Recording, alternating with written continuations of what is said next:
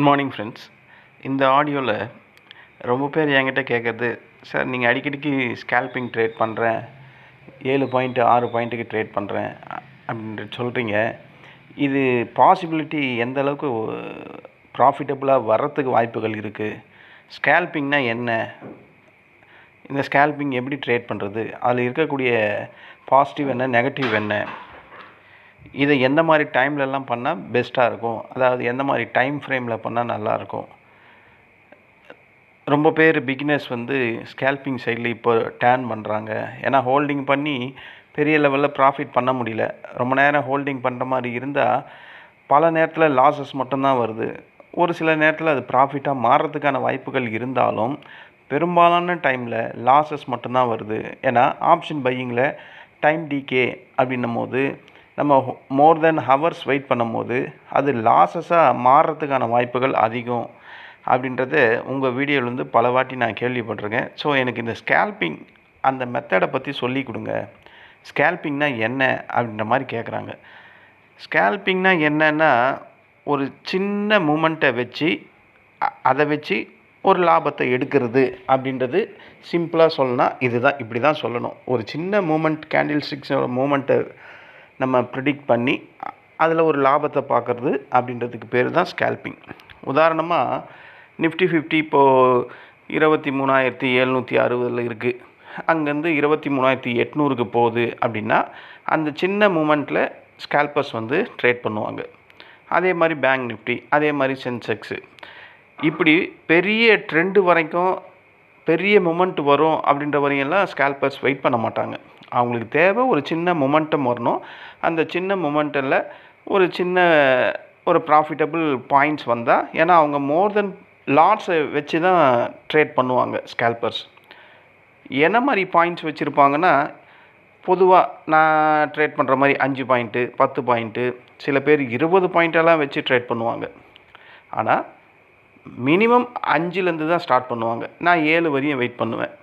So 20 அப்படின்றதெல்லாம் ரொம்ப பெரிய ப்ராஃபிட்டுக்காக வெயிட் பண்ணக்கூடிய ஸ்கேல்பர்ஸ். பட் எனக்கு அதில் உடன்பாடு இல்லை, 20 பாயிண்ட் வரையும் வெயிட் பண்ணணும் அப்படின்ற மாதிரி. ஏன்னா மார்க்கெட்டு ஒரு மொமெண்டம் கொடுக்கும்போது டக்குன்னு 20 பாயிண்ட் வரையும் போயிட்டு இறங்கும் அப்படின்றது ஒரு ட்ரெண்டிங் மார்க்கெட்டில் நடக்கும்.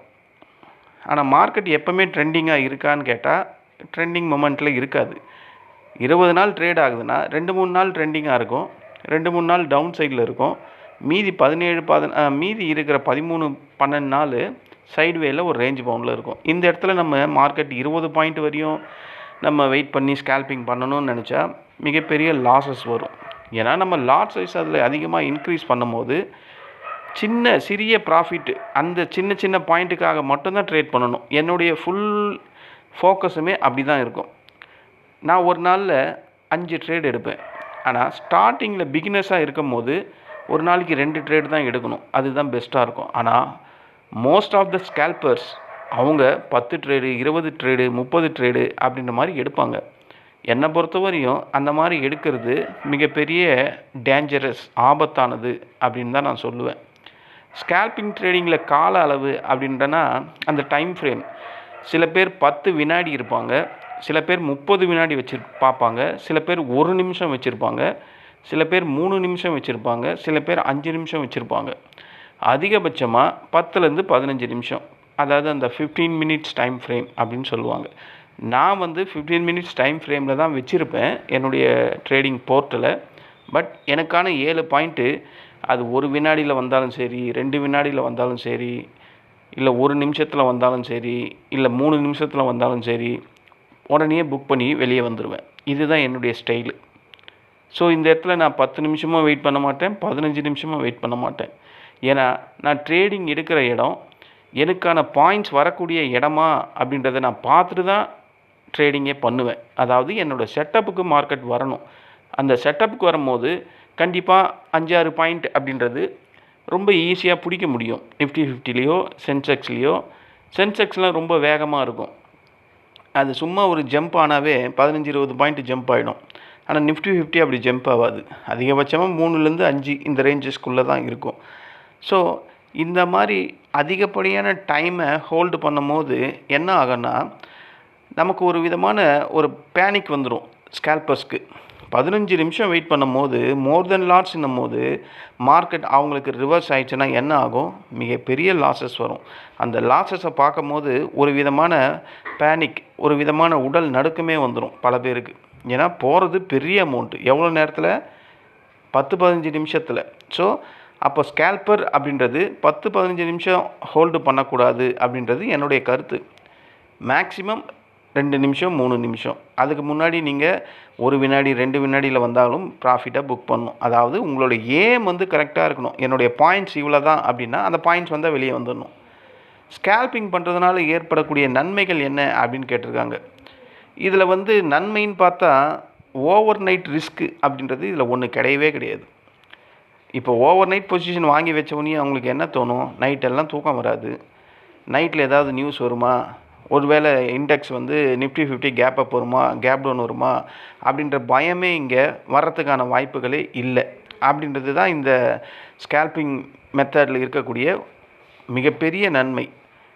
அப்போ டெய்லியும் வாய்ப்பு கிடைக்குமா அப்படின்னு கேட்டால், டெய்லியும் வாய்ப்புகள் கிடைக்கிறதுக்கான வாய்ப்பு இருக்குது. ஆனால் மார்க்கெட் சைடுவேல இருந்தாலும் ஸ்கேல்பர்ஸ்க்கு மட்டும்தான் பெரிய லெவலில் வாய்ப்பு கிடைக்கும். நான் அதை தான் சொன்னேன். அப்போ மார்க்கெட் அதிகபட்சமாக எவ்வளோ நேரம் ட்ரேடிங் ஆகும்? 20 நாள் ட்ரேட் ஆகுதுன்னா அதில் 3 நாள் மேலே போகும், 2 நாள் கீழே வரும், மீதி 14 நாள் வந்து மார்க்கெட் சைடுவேலையோ இல்லை ரேஞ்ச் பவுண்ட்லேயோ இருக்கும். அப்படின்னும் போது ஸ்கேல்பர்ஸ்க்கு 1 நிமிஷம் 2 நிமிஷம் அவங்க ட்ரேட் பண்ணும் போது கிடைக்கிறதுக்கான ஆப்பர்ச்சுனிட்டி வாய்ப்புகள் அதிகம் அப்படின்னு நான் இங்கே சொல்கிறேன். கேபிட்டல் ரொட்டேஷன் அப்படின்றது இங்கே நடக்கும். பணம் சீக்கிரமாக வந்து கேபிட்டல் ரொட்டேஷன் வேகம் அதிகமாக இருக்கும். அதாவது நம்ம சீக்கிரமாக ட்ரேடிங் பண்ணி பணத்தை சீக்கிரமாக கெயின் பண்ணலாம், அதே நேரத்தில் சீக்கிரமாக லாஸ் பண்ணுறதுக்கும் வாய்ப்பு இருக்குது. நம்ம நன்மைகள்னு பார்க்கும்போது சீக்கிரமாக ப்ராஃபிட் பெறத்துக்கான வாய்ப்புகள் அதிகம். ஒரே நாளில் பல வகையான வாய்ப்புகள் இந்த ஸ்கேல்பர்ஸ்க்கு கிடைக்கும். ஒரு ஸ்டெப்பு மிஸ் ஆகிடுச்சு, தப்பாகிடுச்சு, உடனே அடுத்த ஸ்டெப்பு நம்ம மூவ் பண்ணுறதுக்கான வாய்ப்புகள் அதிகம். ஏன்னா நம்ம ட்ரேட் பண்ண போகிறது 1 நிமிஷத்துலேருந்து 5 நிமிஷம் 10 நிமிஷம் அந்த ரேஞ்சஸ்க்குள்ளே வினாடிக்குள்ளேயும் ட்ரேட் பண்ணுறவங்க இருக்காங்க. அப்போது ஸ்கேல்பிங்கில் நன்மை இருந்தால் தீமை இல்லையா அப்படின்னு கேட்டால், தீமைகள் கேட்டால் அதிபயங்கரமாக இருக்கும். அதில் ஃபஸ்ட்டு புரோக்கரேஜ் வித் சார்ஜஸ் அப்படின்னு சொல்லக்கூடிய அந்த தீமை அதிகம். ஏன்னா ஸ்கேல்பர்ஸோட மிகப்பெரிய எதிரி யாருன்னா, இந்த இடத்துல ஓவர் ட்ரேடிங் அப்படின்னு சொல்லக்கூடியது தான் இந்த இடத்துல ஸ்கேல்பர்ஸ்க்கான மிகப்பெரிய எதிரி. 5 ட்ரேட் அப்படின்றது ரொம்ப ப்ரொஃபஷ்னல்ஸாக இருக்கக்கூடியவங்க ட்ரேட் பண்ணக்கூடிய விஷயம் ஸ்கேல்பர்ஸாக இருந்தாலும். அதே 10 ட்ரேட் அப்படின்னும் போது அதுலேயும் சில பேருக்கு சில அந்த கட்டுப்பாடு ரிஸ்க் மேனேஜ்மெண்ட்லாம் இங்கே இருக்கும். ஆனால் சில பேர் ஸ்கேல்பர்ஸாக இருந்தாலும் 20 ட்ரேடு 30 ட்ரேடு 50 ட்ரேடு 100 ட்ரேடு அப்படின்னு பண்ணுவாங்க. அப்படி பண்ணும்போது அந்த இடத்துல சும்மா நீங்கள் என்ன தான் பண்ணாலும் ஒரு பை ஒரு செல் பண்ணாவே ஜீரோதா, ஏஞ்சல் ஒன் இந்த மாதிரி இதுலலாம் 65-70 ரூபாய்க்கு வந்துடும். நீங்கள் ஸ்கேல்பிங் பண்ணுறீங்களோ என்ன பண்ணுறீங்களோ, ட்ரேடிங்னு ஒன்று பண்ணிட்டீங்கன்னா பை அண்ட் செல் பண்ணால் 40 ரூபா வந்துடும் ப்ரோக்கரேஜ் கமிஷன். அதில் இந்த டிரான்சாக்ஷன், அப்புறம் டேர்ன் ஓவரு, அப்புறம் எஸ்டிடி, அதான் ஊர்பட்ட டேக்ஸ் நம்ம தலை மேலே போடுறதுக்கு தான் கவர்மெண்ட் இருக்குல்ல, இதெல்லாம் சேர்த்தா ஒரு 70 ரூபாய்க்கு வந்துடும். ஒரே ஒரு ட்ரேடு எடுத்து பை அண்ட் செல் பண்ணாவே இவ்வளோ காஸ்ட் வந்துடும். அப்போது நீங்கள் 20 ட்ரேடு 30 ட்ரேடு 40 ட்ரேடுன்னு ஸ்கேல்பர்ஸாக இருந்து பண்ணிங்கன்னா நீங்கள் சின்னதாக ஒரு ப்ராஃபிட் எடுத்தாலும் மிகப்பெரிய கமிஷனை நீங்கள் ப்ரோக்கரேஜுக்கு கட்டுற மாதிரி இருக்கும். ஸோ இதுதான் ஸ்கேல்பர்ஸோட மிகப்பெரிய மிஸ்டேக்ஸ், தவறு அப்படின்னு நான் ஃபீல் பண்ணுறேன். ரெண்டாவது, மென்டல் ப்ரெஷர் அதிகமாக இருக்கிறதுக்கான வாய்ப்புகள் அதிகம். நிமிஷத்துக்கு நிமிஷம் முடிவை நம்ம மாற்றிக்கிட்டே இருக்கணும், முடிவை எடுத்துக்கிட்டே இருக்கணும். ஏதாவது ஒன்று தப்பாயிடுச்சுன்னா போகிறது நம்ம கேபிட்டல் பெரிய அமௌண்ட்டு. ஸோ அந்த இடத்துல மென்டல் ப்ரெஷர் அதிகமாக இருக்கிறதுக்கான வாய்ப்பு இருக்குது. அடுத்தது ஓவர் ட்ரேடிங். அதாவது இந்த ட்ரேடு லாஸ் ஆகிடுச்சு, சரி அடுத்த ட்ரேடு லாஸு, சரி இன்னொரு ட்ரேடு. ஸோ இதுக்கு முடிவே இல்லாமல் ட்ரேடிங்கோட அந்த கவுண்ட்டு கண்டினியூஸாக இன்க்ரீஸ் ஆகிட்டே இருக்கும். அதுதான் ஸ்கேல்பிங்கில் இருக்கக்கூடிய பெரிய ஓவர் ட்ரேடிங் அப்படின்ற ட்ராபேக். இந்த இடத்துல பிகினர்ஸ் வந்து ஸ்கேல்பிங் டைப்பில் உள்ளே வந்துட்டாங்கன்னா அவங்க மிகப்பெரிய அளவு லாஸ் ஆகக்கூடிய இடம். ஓகேங்களா? ஏன்னா சார்ட்டு வேகமாக நகரும். உங்களோட பிகினர்ஸ்க்கான அந்த பேராசையும் அந்த பயமும் அந்த ஃபோமோவும் அதுவும் வேகமாக நகரும். இது எல்லாம் சேர்ந்து ஒரு நல்ல பாசிட்டிவான ரிசல்ட்டு ப்ராஃபிட் வந்தால் பிரச்சனை இல்லை. ஆனால் அதிகப்படியாக லாஸஸ் மட்டும்தான் வரும். ஸோ இதுதான் ஸ்கேல்பிங் மெத்தடில் இருக்கக்கூடிய தீமைகள் அப்படின்னு நான் நினைக்கிறேன். ஏன்னா நான் ஒரு ஸ்கேல்பர் அப்படின்னும் போது இதெல்லாம் எனக்கு தெரிஞ்சதை நான் சொல்கிறேன். ஓகேங்களா? அப்போ பிகினர்ஸ் வந்து ஸ்கேல்பிங் பண்ணலாமா அப்படின்னு நீங்கள் கேட்டிங்கன்னா என்னுடைய பதில் ஸ்ட்ரைட்டாக நான் சொன்னேன்னா பிகினர்ஸ் கண்டிப்பாக ஸ்கேல்பிங் பண்ணக்கூடாது அப்படின்னு தான் நான் சொல்லுவேன். ஓகேங்களா? நேரடியாக உண்மையான மணியை வச்சு நீங்கள் ஸ்கேல்பிங் பண்ணிங்கன்னா பெரிய அடி விழும் ஸ்டார்டிங்கில். அதுக்கு முன்னாடி ப்ரைஸ் ஆக்ஷனை அப்படின்னா என்னன்னு கற்றுக்கணும், ரிஸ்க் மேனேஜ்மெண்ட் அப்படின்னா என்னன்னு கற்றுக்கணும், ஸ்டாப் லாஸ் டிசிப்ளின் அப்படின்னா என்னன்னு கற்றுக்கணும். இதை எல்லாம் கற்றுக்கிட்டு அதுக்கப்புறம் கொஞ்ச நாள் இந்த பேப்பர் ட்ரேடிங் அப்படின்னு சொல்லுவாங்க. எனக்கு பேப்பர் ட்ரேடிங்லலாம் அவ்வளோ உடன்பாடு கிடையாது. பட் உங்களுக்கு அதை அந்த போர்ட்டில் பற்றி இப்போ கற்றுக்கணும் அப்படின்னு தெரிஞ்சால் வேறு வழி இல்லை, பேப்பர் ட்ரேடிங் பண்ணி தான் ஆகணும். ஓகேங்களா? நான்லாம் பேப்பர் ட்ரேடிங் பண்ணதே கிடையாது என் லைஃப்பில். எது இருந்தாலும் மணியை போட்டு பண்ணி தான் ஸ்டார்டிங்கில் பல லட்சங்களை இழந்தேன் அப்படின்ற மாதிரி நான் என்னுடைய வீடியோவில் சொல்லுவேன். ஏன்னா ரியல் மணியில் வரக்கூடிய அந்த ஃபீலிங், அந்த பயம், அந்த ஃபோமோ இதெல்லாம் பேப்பர் ட்ரேடிங்கில் வராது. ஓகேங்களா? நமக்கு என்ன தோணும், அது பேப்பர் ட்ரேடிங் தானடா என்னாவது வருது, அது நம்ம பார்க்கக்கூட மாட்டோம். ஸோ அப்போது வந்து ரியல் மணியில் தான் வரும். நான் வந்து ரியல் மணியில் தான் கற்றுக்கிட்டு லாஸ் ஹெவியாக பண்ணுவேன். அதுக்கப்புறம் நான் ரெக்கவரி பண்ணிட்டேன் அப்படின்றது அது வேறு விஷயமா இருந்தாலும், புதுசாக நீங்கள் கற்றுக்கும் போது சில பேருக்கு அந்த பயம் வரும், ஐயோ இவ்வளோ காசை இழக்கணுமா அப்படின்னு. அப்போது அவங்க வந்து பேப்பர் ட்ரேடிங்கை சூஸ் பண்ணுறது பெஸ்ட்டாக இருக்கும். அப்போது பேப்பர் ட்ரேடிங் பண்ணாலும் அதுலேயும் சின்ன சின்ன குவான்டிட்டியாக ட்ரேட் எடுத்து ட்ரை பண்ணணும். இது மட்டுமே ஸ்கேல்பிங் அப்படின்னு கேட்டால் இது மட்டுமே ஸ்கேல்பிங் கிடையாது. அதுக்கு முன்னாடி ஸ்விங்கு இல்லைன்னா நார்மல் இன்ட்ராடே எப்படி நடக்குது, ஸ்விங் எப்படி போகுது வருது அப்படின்ற மாதிரி தெரிஞ்சுக்கிட்டு அதுக்கப்புறம் ஸ்கேல்பிங் பண்ணால் பெஸ்ட்டாக இருக்கும். இதுதான் பிகினர்ஸ் கண்டிப்பாக கற்றுக்க வேண்டிய மெத்தடு. எந்த நேரத்தில் இந்த ஸ்கேல்பிங் பண்ணால் நல்லது அப்படின்னு ஒரு கேள்வி கேட்டிருக்காங்க. அதாவது நம்ம இந்தியன் மார்க்கெட்டில் என்னை பொறுத்தவரையும் காலையில் மார்க்கெட் ஓப்பன் ஆகுது, ப்ரீ மார்க்கெட் முடிஞ்சு இன்ட்ராடே 9:15 10:15 அதிக வெலாட்டிலிட்டி இருக்கும் அப்படின்றது பொதுவான கருத்து. நானும் அதுக்கு ஆமாம் 9:15 10:15 மார்க்கெட் வேகமாக இருக்கிறதுக்கான வாய்ப்பு அதிகம். ஸோ இந்த 1 மணி நேரத்தில் மார்க்கெட் பெரிய லெவல் ஆப்பர்ச்சுனிட்டி ஸ்கேல்பர்ஸ்க்கு கொடுக்கும். அப்போ இந்த 9:15 10:15 விட்டுட்டு அதுக்கப்புறம் வேறு டைமே இல்லையா அப்படின்னு கேட்டால், அதுக்கப்புறம் அந்த 2:15 3 மணி அப்படின்னு சொல்லுவாங்கள்ல, 3:15 2:15 3:15 கொஞ்சம் அதே மாதிரி 9:15 10:15 எப்படி வேகமாக இருக்குமோ அதே மாதிரி 2:15 3:15 வேகமாக இருக்கும். பல தடவை வந்து இந்த 2 டைம்குள்ளே தான் ஸ்கேல்பர்ஸ் வந்து மூவ் பண்ண ஆரம்பிப்பாங்க. டைம் ஃப்ரேமில் சொல்கிறேன். ஓகேங்களா? எந்த நேரத்தில் பண்ணணும் அப்படின்றதுக்காக சொல்கிறேன். ரொம்ப க்ளோசிங் மொமெண்டம் கிடைச்சா மட்டும்தான் அவங்க ட்ரேட் பண்ணுவாங்க. அவங்க செட்டப் பண்ணி அதுக்கப்புறம் ட்ரேட் பண்ணுவாங்க. அப்போ எந்த மாதிரி நேரத்தில் நம்ம எந்த மாதிரி டைமில் அவாய்ட் பண்ணலான்னா, இந்த 11லேருந்து 1:30 இது மார்க்கெட் பொதுவாக தூங்குகிற நேரம் அப்படின்ற மாதிரி மார்க்கெட்டில் சொல்லுவாங்க. தூங்குகிற நேரம்னா சைடு வேலையும் ரேஞ்ச் பவுண்ட்லேயும் இருக்கும் அப்படின்ற மாதிரி இங்கே அர்த்தம். அப்போது 11லேருந்து 1:30 வரைக்கும் மார்க்கெட் இந்த மாதிரி தான் இருக்கும். அதிகப்படியாக இந்த விப்ஸா சைஸில் தான் மார்க்கெட் அதிகமாக ட்ரேட் ஆகிட்டு இருக்கும்.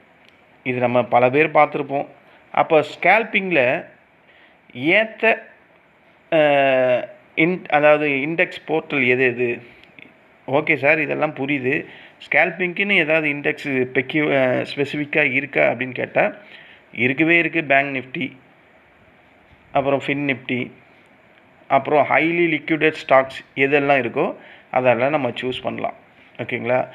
என்ன இருக்கணும், ஸ்கேல்பிங் மெத்தடில் நம்ம ட்ரேட் பண்ண ஆரம்பித்தா கண்டிப்பாக வால்யூம் அதிகமாக நடக்கணும், அந்த ஸ்ப்ரெட்டு வந்து குறைவாக இருக்கணும், என்ட்ரி எக்ஸிட் ஈஸியாக இருக்கணும். அப்போ அது எங்கே இருக்கும், இண்டிவிஜுவல் ஸ்டாக்ஸில் கண்டிப்பாக இருக்கிறதுக்கான வாய்ப்புகள் கம்மி. அப்போது இண்டெக்ஸஸை நோக்கி தான் போகணும். அப்போ இண்டெக்ஸஸில் ரொம்ப வேகமாக இருக்கிறதுனா சென்செக்ஸ் இருக்கும், பேங்க் நிஃப்டி இருக்கும். நிஃப்டி 50 அந்தளவுக்கு வேகமாக இருக்குமான்னு கேட்டால் இருக்காது. பேங்க் நிஃப்டியும் சென்செக்ஸும் ஃபின் நிஃப்டியும் அதிவேகமாக இருக்கும். ஸோ இந்த மாதிரியான இண்டெக்ஸஸை தான் நம்ம சூஸ் பண்ணணும். இந்த ஸ்கேல்பிங்ஸோட மெத்தட்ஸ் என்ன, எந்த மாதிரி மெத்தட்ஸ் எல்லாம் ஃபாலோ பண்ணால் நம்ம ப்ராஃபிட் பண்ணலாம் அப்படின்ற மாதிரி அதையும் கேட்டிருந்தாங்க. அதாவது பிரேக் அவுட் ஸ்கேல்பிங் அப்படின்னு சொல்லுவாங்க. மார்க்கெட் ஒரு ரெசிஸ்டண்ட்டை பிரேக் பண்ணுது அப்படின்னா அந்த இடத்துல ஸ்கேல்பர்ஸ் உள்ளே வருவாங்க. ஆனால் பிரேக் அவுட் ரெசிஸ்டண்ட்டை பிரேக் அவுட் பண்ண உடனே உள்ளே வருவாங்களான்னு கேட்டால் அதுக்கு ஒரு ரூல்ஸ் இருக்குது.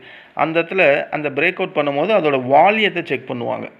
வால்யூம் வந்து நார்மலான டேஸை விட அதிகமான வால்யூம் அந்த இடத்துல நடந்திருந்தால் கண்டிப்பாக ஸ்கேல்பர்ஸ் உள்ளே வருவாங்க. அங்கே தான் அவங்க என்ட்ரியே எடுப்பாங்க. இது ஒரு மெத்தடு. இன்னொன்று வந்து புல் பேக் ஸ்கேல்பிங் அப்படின்னு சொல்லுவாங்க. அதாவது ட்ரெண்டு நடந்துக்கிட்டே இருக்கும், சின்ன ஒரு கரெக்ஷன் வரும், அந்த கரெக்ஷன் வந்துட்டு மார்க்கெட் அங்கேருந்து புல் பேக் ஆகும். இங்கே வந்து ஸ்கேல்பர்ஸ் அதிகமாக ட்ரேட் பண்ண ஆரம்பிப்பாங்க. மூணாவது, இப்போ புதுசாக இந்த விவேப் ஸ்கேல்பிங் அப்படின்னு ஒன்று ட்ரெண்ட் இப்போ ஊருக்குள்ளே சுற்றிக்கிட்டு இருக்கு. விவேப் வந்து இன்வெஸ்டர்ஸ் தான் அதிகமாக யூஸ் பண்ணுவாங்க, இன்வெஸ்ட்மெண்ட் பண்ணுறவங்க, ஸ்விங் ட்ரேட் பண்ணுறவங்க. ஆனால் இப்போது ஸ்கேல்பர்ஸ் கூட அதை யூஸ் பண்ண ஆரம்பிச்சுதான் நான் பல இடத்துல பார்க்குறேன். விவேப் ஸ்கேல்பிங் அப்படின்றது அந்த விவேப்பை ரெஸ்பெக்ட் பண்ணும். இது ஸ்டாக்குக்கு நான் ஆல்ரெடி சொன்னேன், ஸ்டாக்குக்கு சூப்பராக இருக்கும். ஆனால் இந்த சில ஸ்கேல்பர்ஸ் வந்து இந்த விவேப் பவுன்ஸ் வரும், அந்த பவுன்ஸ் வர இடத்துல என்ட்ரி எடுப்பாங்க. அப்புறம் மூவிங் ஆவரேஜ் ஸ்கேல்பிங்னு ஒன்று இருக்குது. அந்த 9 EMA 20 EMA இது ரெண்டும் கிராஸ் ஆகும்போது மொமெண்டம் என்ட்ரி கிடைக்கும். ஸோ அந்த இடத்துல அவங்க யூஸ் பண்ணுவாங்க. ப்ரைஸ் ஆக்ஷன் ஸ்கேல்பிங் அப்படின்னு ஒன்று இருக்குது. இண்டிகேட்டரே இருக்காது, only support, resistant, liquidity, candle structures, இது மூலமாக என்ட்ரி எடுப்பாங்க. நான் இதை ஃபாலோ பண்ணுற ஆள் தான். Price action scalping with EMA scalping, இது ரெண்டுத்தையும் நான் அதிகப்படியாக ஃபாலோ பண்ணுறவன். ஸோ என்னுடைய ட்ரேடிங் போர்ட்டலில் EMA கண்டிப்பாக இண்டிகேட்டர் ஒன்று வச்சுருப்பேன். மற்றது நான் வீடியோவில் சொல்கிற மாதிரி சப்போர்ட், ரெசிஸ்டண்ட்டு, இதை நீங்கள் பார்த்தாவே எனக்கு தெரியும். நான் ஒவ்வொரு வீடியோலையும் சப்போர்ட், ரெசிஸ்டண்ட்டை காட்டிக்கிட்டு தான் இருப்பேன். ஸோ அதை பேஸ் பண்ணி என்னுடைய செட்டப் வரும்போது மட்டும் என்ட்ரி அடிப்பேன். ஸோ இந்த 5 விதமான மெத்தட்ஸில் தான் ப்ரொஃபஷனல் ட்ரேடர்ஸ் அதிகமாக ட்ரேட் பண்ணவே விரும்புவாங்க. சில பேர் மொமெண்டம் ட்ரேட் பண்ணுவாங்க, ஃபஸ்ட்டு சொன்னனே பிரேக் அவுட் ஸ்கேல்பிங் அதை பண்ணுவாங்க. சில பேர் பிரேக் அவுட் பண்ணிவிட்டு ரீட்ரேஸ்மெண்ட் எடுக்கிற இடத்துல அதை புல் பேக் ஸ்கேல்பிங் பண்ணுவாங்க. மூவிங் ஆவரேஜ் வச்சு ஸ்கேல்பிங் பண்ணுவாங்க. ப்ரைஸ் ஆக்ஷனை பேஸ் பண்ணி ஸ்கேல்பிங் பண்ணுவாங்க.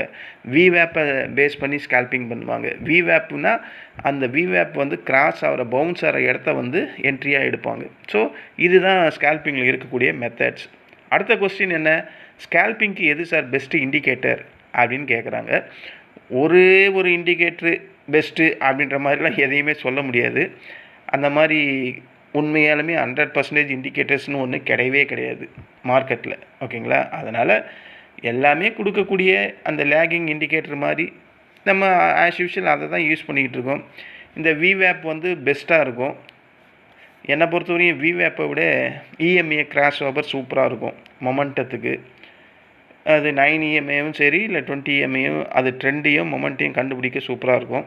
சில பேர் RSI ஓவர்பாட் ஜோனு, ஓவர்சோல் அந்த ரீஜனை வச்சு இண்டிகேட்டரை யூஸ் பண்ணுவாங்க. சில பேர் ஸ்டோகாஸ்டிக் அப்படின்னு சொல்லக்கூடிய குயிக் ரிவர்சல் எங்கே நடக்கும் அப்படின்ற மாதிரி இண்டிகேட்டரை வச்சு பார்ப்பாங்க. சில பேர் போலிங்கர் பேண்டு, அந்த Bollinger band expansion and contraction எங்கே நடக்குதோ அந்த இடத்துல என்ட்ரி எடுப்பாங்க. எவ்வளவு குவான்டிட்டி எடுப்பாங்க அப்படின்ற மாதிரி கேட்டால், பிகினர்ஸ்க்கு குவான்டிட்டி போட்டு பெரிய ப்ராஃபிட் எடுக்கணும் அந்த மாதிரி எண்ணம் இருந்ததுன்னா கண்டிப்பாக அக்கௌண்ட்டு அங்கே பெரிய லெவலில் காலி ஆகிடும். முதல்ல ஒரு லாட்டு, அதுக்கப்புறம் சின்னதாக ப்ராஃபிட் பண்ணதுக்கப்புறம் கொஞ்சம் கொஞ்சமாக சின்ன போர்ஷனாக நம்ம இன்க்ரீஸ் பண்ணணும். இப்படி தான் ஸ்டார்ட் பண்ணணுமே கண்டி எடுத்தவனையுமே 10 லாட் எடுக்கிறது, 15 லாட் எடுக்கிறது, 20 லாட் எடுக்கிறது, 500 லாட் எடுக்கிறது, இதெல்லாம் டோட்டலாக அவாய்ட் பண்ணணும். பிகினராக இருந்தால், நல்ல ஸ்கேல்பிங்கில் வெல் எக்ஸ்பீரியன்ஸாக இருந்தால் அவங்க ஆட்டோமேட்டிக்காக குவான்டிட்டியெல்லாம் பெரிய லெவலில் எதிர்பார்க்க மாட்டாங்க. அவங்களுக்கு தேவை ப்ராஃபிட்டு, எதை போட்டால் எங்கே கிடைக்கும் அப்படின்ற மாதிரி நல்ல எக்ஸ்பீரியன்ஸ் இருக்கவங்களுக்கு தெரியும். நம்ம பிகினர்ஸ்க்காக சொல்கிறதுனால, பிகினர்ஸ் நீங்கள் ஸ்டார்டிங்கில் பண்ணும்போது ஒரு லாட்டு இல்லைன்னா 2 லாட். இப்போ நான் வந்து 12-13 வருஷம் ஆகுது, நானே 3 லாட்டுக்கு மேலே எடுக்கவே மாட்டேன். ஆனால் எக்ஸ்பைரி டேயில் மட்டும் கொஞ்சம் அதிகமாக எடுப்பேன். ஸோ நமக்குன்னு ஒரு ரூல்ஸ், ஒரு ரிஸ்க் மேனேஜ்மெண்ட், ஒரு டிசிப்ளின் இருந்தால் அதை கண்டினியூஸாக ஃபாலோ பண்ணால் மட்டும்தான் மார்க்கெட்டில் சஸ்டெயின் பண்ண முடியும். என்னடா மார்க்கெட் என் செட்டப்பில் தான் இருக்குது, சரி இந்த இடத்துல ஒரு 30 லாட் எடுப்போம் அப்படின்னு எடுத்தால் மார்க்கெட் ஒரு செகண்ட் ரிவர்ஸ் ஆயிடுச்சுன்னா என்னுடைய என்டையர் அமௌண்ட்டும் அங்கே வாஷ் அவுட் ஆகிடும். ஸோ இந்த மாதிரி ரிஸ்க்கை நான் எப்போவுமே இல்லை, ஆரம்ப காலத்தில் நான் அப்படி தான் பண்ணிக்கிட்டு இருந்தேன். ஆரம்ப காலத்தில் நான் ஸ்கேல்பிங்கும் பண்ணலை. இன்ட்ராடேயில் வந்து வெயிட் பண்ணுவேன். இன்றைக்கி வாங்கிட்டு 3 நாள் வரையும் வெயிட் பண்ணுவேன். அது பெரிய லெவலில் எனக்கு லாஸஸ் தான் கொடுத்துது. இந்த கொரோனாக்கு அப்புறம் தான் ஸ்கேல்பிங் மெத்தடுக்குள்ளேயே வந்தேன். அதனால தான் என்னால் ப்ராஃபிட்டே பண்ண முடியுது. உண்மையை சொன்னால் ஸ்கேல்பிங் தான் என்னோடய பெஸ்ட்டு ஸ்ட்ராட்டஜி. ஓகேங்களா? இது மாதிரி 1 லாட்டு 2 லாட்டு இந்த மாதிரி பிரின்சிபலை ஒரு 3 மாதத்து இல்லை 6 மாதம் தொடர்ச்சியாக நம்ம பண்ணும்போது ப்ராஃபிட் கண்டிப்பாக வர்றதுக்கு வாய்ப்பு இருக்குது. சின்ன சின்ன ப்ராஃபிட்டை பிடிக்க முதல்ல பழகிக்கணும். எடுத்தவொடனே பெரிய ஏம் பண்ணக்கூடாது. ஓகேங்களா? அப்படி சின்ன சின்ன ப்ராஃபிட்டாக பிடிக்க நமக்கே தோண ஆரம்பிச்சிடும், சரி இதை கொஞ்சம் இன்க்ரீஸ் பண்ணுவோம் ப்ராஃபிட் அப்படின்ற மாதிரி நமக்கு தோண ஆரம்பிச்சிடும். அது எக்ஸ்பீரியன்ஸ் நல்லா கேதர் ஆனதுக்கப்புறம் தான் அது டெவலப் ஆகும். எடுத்தவொடனே வந்தால் அப்போ நீங்கள் அங்கே க்ரீடியில் ட்ரேட் பண்ணுறீங்கன்னு அர்த்தமாயிடும். அப்போ ஸ்டாப் லாஸ் எப்படி சார் வைக்கிறது? மொத்தமே 7 பாயிண்ட்டு 6 பாயிண்ட்டு 5 பாயிண்ட்டு அப்படின்னு சில பேர் கேட்குறாங்க. ஸ்கேல்பிங்கில் ஸ்டாப் லாஸ் இல்லாமலாம் ட்ரேட் பண்ணால் அது சூசைடுக்கு ஈக்குவலானது அப்படின்னு தான் சொல்லுவாங்க. இப்போ நான் வந்து 5 பாயிண்ட்டு 7 பாயிண்ட்டு அப்படின்னும் போது ஸ்டாப் லாஸும் அதே தான். 5-6 பாயிண்ட் எனக்கு அகென்ஸ்டாக வந்துடுச்சுன்னா நான் வெளியே வந்துடுவேன். ஆனால் சில பேர் வரமாட்டாங்க. அந்த 10 நிமிஷம் 5 நிமிஷம் 15 நிமிஷம் அந்த மைண்ட் செட்டில் ட்ரேட் பண்ணுறாங்க பார்த்தீங்களா, அவங்க அதை தான் ஃபஸ்ட்டே சொன்னோம் பார்த்தீங்களா, ஸ்கேல்பிங்கில் ஓவர் டைம் ஃப்ரேம் வச்சு பண்ணால் அது சூசைடுக்கு சமமானது அப்படின்னு சொல்கிறதுக்கு இந்த ஒரு ரீசன் தான். ஏன்னா ஸ்கேல்பர்ஸ் வந்து 1 லாட்டு 2 லாட்லாம் பண்ண மாட்டாங்க. அதிகப்படியான லாட்னும் போது அங்கே அதிகப்படியான டைம் ஃப்ரேம் வச்சா ரிவர்சஸ் வராமல் போயிடுச்சுன்னா அது சூசைடுக்கு சமமான ஒரு செயல் அப்படின்னு சொல்லுவாங்க. அதாவது எல்லா ட்ரேடிங்லேயும் ரிவார்டு அண்டு ரிஸ்க்கு இதை கண்டிப்பாக மெயின்டைன் பண்ணும். ரிவார்டு ரிஸ்க்கு ₹1 போடுறீங்கன்னா அட்லீஸ்ட் ₹1.50 கைக்கு கிடைக்கணும். இல்லை ₹1 போட்டு ₹2 கைக்கு கிடைக்கணும். இதுதான் ரிஸ்க் மேனேஜ்மெண்ட்டு. இதை தான் ஃபாலோ பண்ணணும். நீங்கள் எத்தனை ட்ரேட் வேணால் எடுங்க, அதுக்கும் அது ஒரு லிமிட் இருக்குது. ஆனால் சில பேர் கண்ட்ரோல் பண்ண மாட்டாங்க. எத்தனை ட்ரேட் பண்ணாலும் ₹1 போட்டால் ₹2 கிடைக்கணும். இதை தான் நம்ம ஃபாலோ பண்ணணும். ஓகேங்களா? எளிமையாக சொல்லணும்னா ஒரு 10 பாயிண்ட்டு நம்ம ரிஸ்க் எடுக்கிறோம் அப்படின்னா அப்போ அதுக்கு டார்கெட் எவ்வளோ வைக்கணும்? 15 பாயிண்ட் வைக்கணும், இல்லைனா 20 பாயிண்ட் வைக்கணும் அப்படின்னு நான் சொல்ல வரேன். ஒரு நல்ல ஸ்கேல்பருக்கு தேவையான ஸ்கில் என்ன அப்படின்னு கேட்டால் லைட்னிங், அதே நேரத்தில் ஃபாஸ்ட் எக்ஸிக்யூஷன் அந்த திறமை வேணும். அதாவது போகிறதும் தெரியக்கூடாது, வர்றதும் தெரியக்கூடாது. ஃபாஸ்ட் எக்ஸிக்யூஷன் வேணும் அப்படின்னு நான் ஒவ்வொரு வீடியோலையும் சொல்லுவேன். டிசிப்ளின் கண்டிப்பாக வேணும்னு சொல்லுவேன். பொறுமை ரொம்ப வேணும்னு சொல்லுவேன். லாஸை அக்செப்ட் பண்ணிக்கிற அந்த மைண்ட் செட்டு வேணும்னு சொல்லுவேன். எமோஷ்னலை கண்ட்ரோல் பண்ணணும்னு சொல்லுவேன். ரிஸ்க் மேனேஜ்மெண்ட்டை மதிக்கணும்னு சொல்லுவேன். சார்ட் ரீடிங்கை கண்டிப்பாக பார்க்க தெரியணும்னு சொல்லுவேன். இந்த ஸ்கில்லெல்லாம் இருந்தால் ஸ்கேல்பிங் அப்படின்றது இயல்பாகவே உங்கள்கிட்ட ஈஸியாக வந்துடும் அப்படின்னு நான் சொல்கிறேன். இந்த ஸ்கில்லெல்லாம் இருந்தால் மட்டும்தான் நீங்கள் ஸ்கேல்பிங்கில் பெரிய லெவலில் ட்ராவல் பண்ண முடியும். அந்த மாதிரி ட்ராவல் பண்ணும்போது சின்ன சின்ன ப்ராஃபிட் கிடைக்கிறதுக்கான வாய்ப்புகள் அதிகம். 100 பேரில் எத்தனை பேர் வெற்றி பெறுறாங்க ஸ்கேல்பிங்கில் அப்படின்னு நம்ம ஒரு சர்வே எடுத்தால் அதில் கசப்பான உண்மை, 100 பேர் ஸ்கேல்பிங் பண்ண ஆரம்பித்தா 70 பேர் ஓவர் ட்ரேடிங்கால் அழிஞ்சு போயிடுவாங்க, 20 பேர் எமோஷ்னல் ட்ரேடிங்கால் அழிஞ்சு போயிடுவாங்க, 5 பேர் மட்டும்தான் சர்வை பண்ணுவாங்க. மீதி 5 பேர் தான் குறைவான ப்ராஃபிட்டை கன்சிஸ்டண்ட்டாக லாபம் பண்ணிக்கிட்டே இருப்பாங்க. தெரியுதுங்களா? அப்போது எல்லா இடத்துலையும் என்ன வருது, அந்த டிசிப்ளின், அந்த ரிஸ்க் மேனேஜ்மெண்ட் இதை கண்டினியூஸாக ஃபாலோ பண்ணுறவங்களால மட்டும்தான் அந்த 5 பேர் சர்வை பண்ணுறாங்கன்றாங்க பார்த்தீங்களா, அந்த 5 பேர் சர்வை பண்ணுறது அவங்க ப்ராஃபிட்டபிள் பண்ணுறாங்களா லாஸ் பண்ணுறாங்களா அது வேறு கதை. மீதி 5 பேர் வந்து கன்சிஸ்டண்ட்டாக ப்ராஃபிட் பண்ணுறாங்கன்னு சொன்னால் பார்த்தீங்களா, அவங்க டிசிப்ளினாகவும் ரிஸ்க் மேனேஜ்மெண்ட்டை பக்காவாக மெயின்டைன் பண்ணுவாங்க. அப்போது நடைமுறையில் இருக்கக்கூடிய சிக்கல்கள்லாம் பார்த்துங்களா, இதுதான் ஸ்கேல்பர்ஸில் இருக்கக்கூடிய பெரும்பாலான ஸ்கேல்பரோட மைண்ட் செட்டு இப்படி தான் இருக்கும்.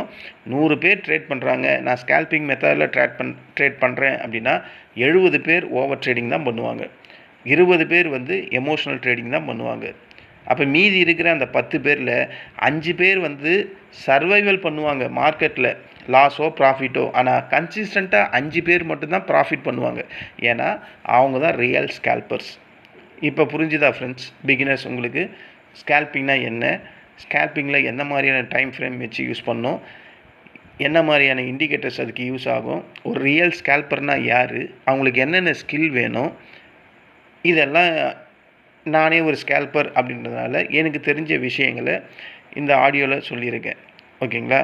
ஒரு பிகினர்ஸ்க்கு ஸ்கேல்பர்ஸ் நீங்கள் பண்ண ஆரம்பிக்கிறீங்க அப்படின்னா நீங்கள் உங்கள் மைண்டில் வச்சுக்க வேண்டியது, ஃபஸ்ட்டு ஸ்விங் ட்ரேடிங் அப்படின்னா கற்றுக்கணும், இன்ட்ராடேல அப்படின்னா என்னென்னு கற்றுக்கணும், ரிஸ்க் மேனேஜ்மெண்ட் அப்படின்னா என்னென்னு கற்றுக்கணும், அதுக்கப்புறம் ஸ்கேல்பிங்கை பற்றி உள்ளே வரணும். ஸ்கேல்பிங் பணம் சம்பாதிக்கிறது இங்கே கஷ்டம்லாம் கிடையாது. உண்மையை சொன்னால் ஸ்கேல்பிங்கில் பணம் சம்பாதிக்கிறது கஷ்டம்லாம் கிடையாது. ஆனால் அந்த பணத்தை தொடர்ச்சியாக சம்பாதிக்க முடியுமா அப்படின்றது தான் இங்கே கஷ்டம் அப்படின்னு சொல்லி முடிக்கிறேன். இந்த ஆடியோ உங்களுக்கு பிடிச்சிருந்தா என்னுடைய சேனலை சப்ஸ்கிரைப் பண்ணுங்கள். நன்றி, வணக்கம்.